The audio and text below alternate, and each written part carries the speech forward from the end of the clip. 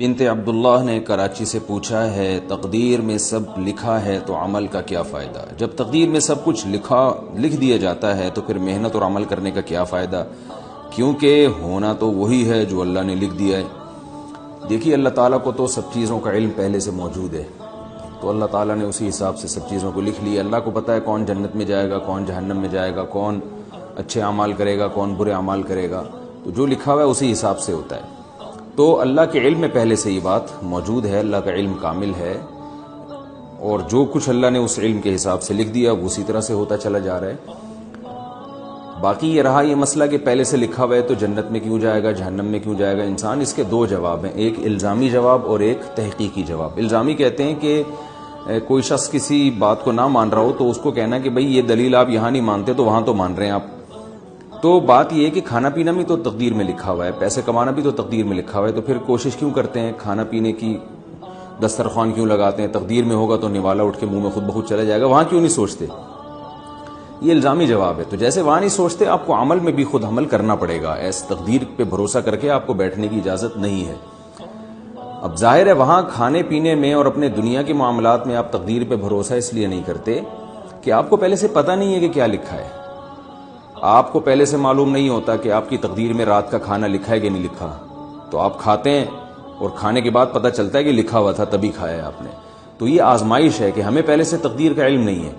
اگر کسی کو پہلے سے تقدیر کا علم ہو اور اسے معلوم ہے کہ تقدیر میں زنا لکھا ہوا ہے اور وہ زنا کر لے، اور اللہ قیامت میں اس سے پوچھے کہ تم نے زنا کیوں کیا، وہ کہے گا کہ اللہ میری تقدیر میں تو پہلے سے لکھا ہوا تھا، میں نے تو دیکھ لیا تھا، مجھے تو پتہ چل گیا تھا، تو شاید اللہ اسے معاف کر دے کہ بھائی جب لکھا ہوا تھا تو نے تو کرنا ہی تھا۔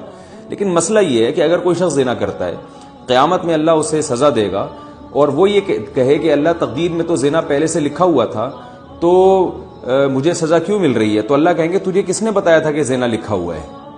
تو یہی آزمائش ہے، ہمیں پہلے سے پتہ نہیں ہے کہ کیا لکھا ہوا ہے، ہمیں تو کام کرنے کے بعد پتہ چلتا ہے، یہی آزمائش ہے۔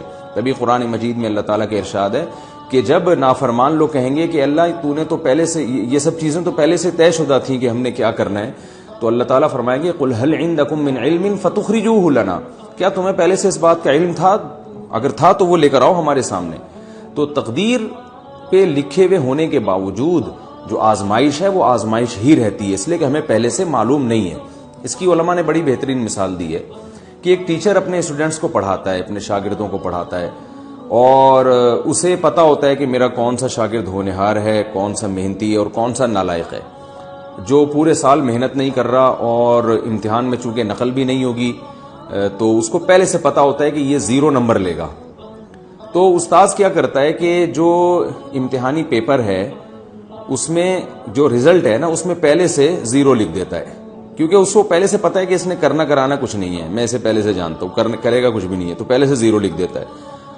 اور جس کے بارے میں استاذ کو معلوم ہے کہ یہ 100 نمبر لازمی لے گا، یہ ہونہار طالب علم ہے، مجھے اس کا پتہ ہے کہ یہ کبھی بھی یعنی ایسا نہیں کرتا کہ محنت نہ کرے اور اس کا دماغ بھی اچھا ہے، تو استاذ نے پہلے سے رزلٹ میں 100 نمبر ڈال دیے۔ لیکن استاذ اپنے اس رزلٹ کی بیس پہ جو استاذ نے نمبر لگائے رزلٹ اناؤنس نہیں کرتا بلکہ امتحان لیتا ہے تاکہ کل کو حجت تمام ہو جائے۔ جب امتحان لیتا ہے تو نالائق طالب علم جو ہے اس کے کوئی کویشچن ہی حل نہیں کرتا، اس کے یعنی جب اس کے پیپر ایگزامینر یعنی جب پیپر جو ہے وہ ٹیچر جو پیپر چیک کرنے والا ہے اس کے سامنے آتا ہے تو وہ دیکھتا ہے کہ اس نے تو کچھ بھی نہیں کیا، صرف صفائی کے نمبر اگر اس کو دیے جائیں تو دیے جائیں، کیونکہ خالی پیپر چھوڑ کر آیا ہے، ایک ڈاٹ کا نشان بھی نہیں ہے اس میں، تو وہ 0 لگا دیتا ہے۔ اور جس ہونہار طالب علم نے پیپر بھرپور طریقے سے حل کیا وہ 100 لگا دیتا ہے۔ تو جس ٹیچر نے یعنی جو جب عملی طور پر امتحان لیا گیا تو نالائق طالب علم کے 0 نمبر آئے، اور جو ہوشیار تھا، ذہین تھا، محنتی تھا، اس کے 100 نمبر آئے۔ اب طالب علم کو کہیں سے پتہ چل گیا کہ میرے ٹیچر نے تو پہلے ہی سے 0 لگایا ہوا تھا، اور جو ذہین ہے اس کو پتہ چل گیا کہ پہلے سے ہی 100 لگایا ہوا تھا۔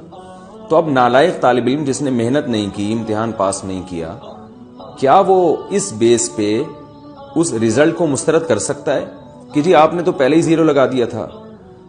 اگر وہ کیس کرے اور کہے کہ ٹیچر سے کہ آپ نے تو رزلٹ کے پیپر میں پہلے ہی 0 لگا دیا تھا، تو جو ٹیچر ہے نا وہ یہ کہے گا کہ تم یہ نہ دیکھو کہ میں نے لگایا تھا نہیں لگایا، تم یہ دیکھو میں نے صحیح لگایا تھا غلط لگایا تھا۔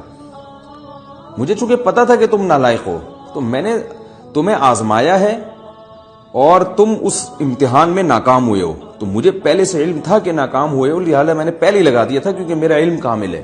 تو انسان سے تو پھر بھی غلطی ہو سکتی ہے, وہ جس طالب علم کو 0 نمبر دینے چاہیے اس کو 50 دے سکتا ہے, 20 نمبر دے سکتا ہے, لیکن اللہ سے غلطی نہیں ہوتی.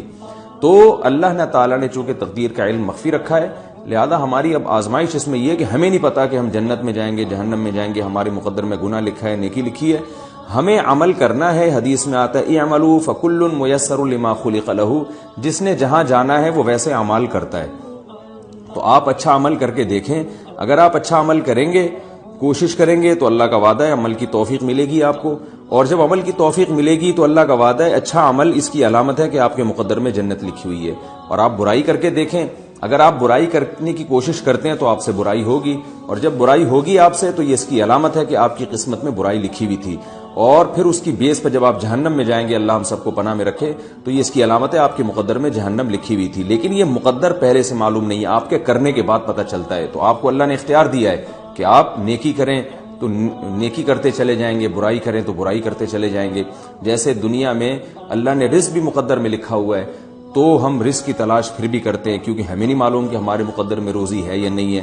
ہم اگر اعتماد کر کے بیٹھ جائیں ہم تو پھر تو یعنی بالکل ہی برباد ہو جائیں گے. ایک آدمی نہ کھانا کھاتا ہے, نہ پانی پیتا ہے, اور نہ وہ زندہ رہنے کے اسباب اختیار کرتا ہے, اور وہ یہ کہتا ہے کہ مجھے تو نہیں, یعنی اگر مقدر میں زندگی ہوگی تو بچ جاؤں گا. تو ظاہر ہے یہ نہیں بچے گا, بھوکا مرے گا, اور مرنے کے بعد پتہ چلے گا کہ اس نالائق کے مقدر میں موت لکھی ہوئی تھی. تو ہمیں مرنے سے پہلے پتہ نہیں ہے, لہذا ہم زندہ رہنے کی کوشش کرتے ہیں.